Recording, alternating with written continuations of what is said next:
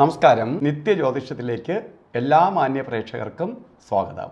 ഇന്ന് 2025 ജനുവരി മാസം 12-ാം തീയതി 1200-ാം ആണ്ട് ധനുമാസം 28-ാം തീയതി ഞായറാഴ്ച. ഇന്നത്തെ നക്ഷത്രം വന്നിരിക്കുന്നത് മകയിരം നക്ഷത്രം. മകയിരം കുറച്ച് സമയമേ ഉള്ളൂ. മകയിരം തീർന്ന് തിരുവാതിര നക്ഷത്രത്തിലേക്ക് പ്രവേശിക്കും. എന്നാലും ഉദയ നക്ഷത്രം വന്നിരിക്കുന്നത് മകയിരമാണ്. മകയിരം അല്ല തിരുവാതിര ആയാലും ശുഭനക്ഷത്രം തന്നെയാണ്. അപ്പോൾ ഇന്നത്തെ ദിവസം ഞായറാഴ്ച, സൂര്യവാരം, സൂര്യൻ്റെ ദിവസമാണ്. അപ്പോൾ ഇന്നത്തെ നക്ഷത്രവും ദോഷപ്രദമായ നക്ഷത്രമല്ല. അതുകൊണ്ട് കുറച്ചേറെ സന്തോഷപ്രദമായ ഒരു ദിവസമാണ് നിങ്ങൾക്കിന്ന് അറിയുക. അതുകൊണ്ട് വളരെ സന്തോഷം. കാരണം ഒരു ആഴ്ചയിൽ കൂടുതൽ ആൾക്കാരും വീട്ടിൽ നിൽക്കുന്ന ഒരു ദിവസമാണ് ഞായറാഴ്ച. ബാക്കി ദിവസങ്ങളിൽ അവധി എന്ന് പറഞ്ഞാലും ചിലപ്പോൾ ജോലിയൊക്കെ ഉണ്ടാവാം. ഞായറാഴ്ച കൂടുതൽ പേരും കുടുംബസമേതം നിൽക്കുന്ന ദിവസം. അപ്പോൾ കുടുംബത്തിൽ ഒരു ഇമ്പത്തോടു കൂടി സന്തോഷത്തോടു കൂടി നിൽക്കാൻ പറ്റുന്ന ദിവസമാണ് ശരിക്കും ഞായറാഴ്ച.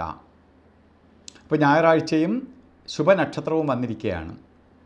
അതേപോലെ ഇന്ന് ബർത്ത്ഡേ വന്നിട്ടുള്ള മകയിര നക്ഷത്രക്കാർക്ക്, ധനുമാസത്തിലെ ബർത്ത്ഡേ വന്നിട്ടുള്ളവർക്ക് ഒരു വർഷത്തെ ഫലത്തെ നമുക്ക് ചിന്തിക്കുമ്പോൾ ഞായറാഴ്ചയാണ് വന്നിരിക്കുന്നത്. സൂര്യൻ്റെ ദിവസമാണ്. പ്രകാശം തരുന്നവനാണ് സൂര്യൻ. പ്രപഞ്ചനാഥനാണ് സൂര്യൻ. പ്രപഞ്ചത്തെ കൺട്രോൾ ചെയ്യുന്ന ശക്തിയാണ് സൂര്യൻ. സൂര്യൻ ഇല്ലെങ്കിൽ പ്രപഞ്ചമില്ല. ആ സൂര്യൻ്റെ ദിവസമാണ്.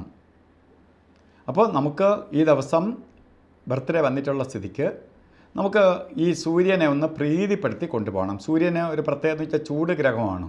കുറച്ച് ടെൻഷനും കുറച്ച് അലച്ചിലും കുറച്ച് അസ്വസ്ഥതയൊക്കെ വരുത്താനിടയുള്ളത് കൊണ്ട് അതിൽ നിന്നെല്ലാം അതിജീവിച്ച് പോകാൻ വേണ്ടിയിട്ട് സൂര്യപ്രീതി വരുത്താനായിട്ട് എല്ലാ ദിവസവും ഒരു വർഷക്കാലവും സൂര്യഭഗവാനെ തൊഴണം, സൂര്യനെ നമസ്കരിക്കണം, സൂര്യഭഗവാനെ പ്രാർത്ഥിക്കണം, സൂര്യ നമസ്കാരം ചെയ്യണം.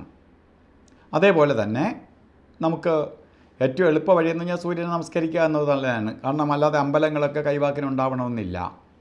അടുത്ത അമ്പലമുള്ളവർ ശിവക്ഷേത്രത്തിൽ ശരിക്കും ഞായറാഴ്ച ദിവസങ്ങളിൽ പോയി ജലധാര എന്ന് വെച്ചാൽ ചൂട് കുറയ്ക്കാനായിട്ട് അർച്ചനയും പക്കപ്പിറന്നാൾ തോറും ചെയ്യണം. ഇത് ചെയ്തു പോകുമ്പോൾ ഈ ദോഷഭാവം മാറിക്കിട്ടും.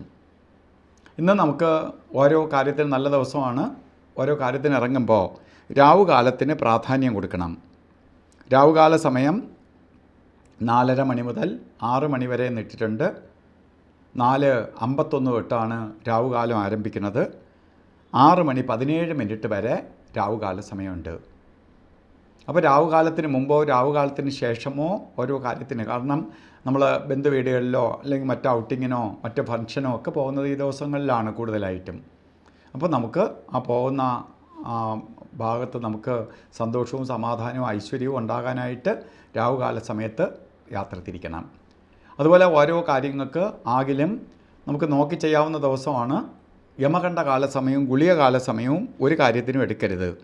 ഗുളികകാല സമയം വരുന്നത് 3:25 തൊട്ട് 4:51 വരെയും യമകണ്ഠ കാലസമയം 12:33 തൊട്ട് 1:59 വരെയും. ഈ സമയം ഒരു ശുഭകാര്യത്തിനും എടുക്കരുത്. അല്ല, ഇന്നും അഭിജിത്ത് മുഹൂർത്തമുണ്ട്. അഭിജിത്ത് മുഹൂർത്തം വരുന്നത് 12:09 തൊട്ട് 12:57 വരെയാണ്. ഈ സമയം നമുക്ക് എല്ലാ ശുഭകാര്യങ്ങൾക്കും തിരഞ്ഞെടുക്കാം. അതേപോലെ തന്നെ നമുക്ക് എന്ത് കാര്യത്തിനും തിരഞ്ഞെടുക്കാം. അതേപോലെ ഇന്നും നമ്മൾ ഓരോ കാര്യത്തിന് പോകുമ്പോൾ വസ്ത്രധാരണത്തിൽ ശ്രദ്ധിക്കണം. താമരപ്പൂവിൻ്റെ കളറോ അതുപോലെ റോസ് കളറോ അതുപോലെ ചുടുകല്ലിൻ്റെ കളറോ ആയിട്ടൊക്കെ ഉള്ള വസ്ത്രം നമുക്ക് വസ്ത്രധാരണത്തിൽ ഉൾപ്പെടുത്തുക. അത് നമ്മളിലേക്ക് സൂര്യൻ്റെ പ്രകാശത്തെ ആഗിരണം ചെയ്യുകയും നമുക്ക് പോസിറ്റീവായിട്ട് നമുക്ക് തിളങ്ങാൻ സഹായിക്കുകയും ചെയ്യും.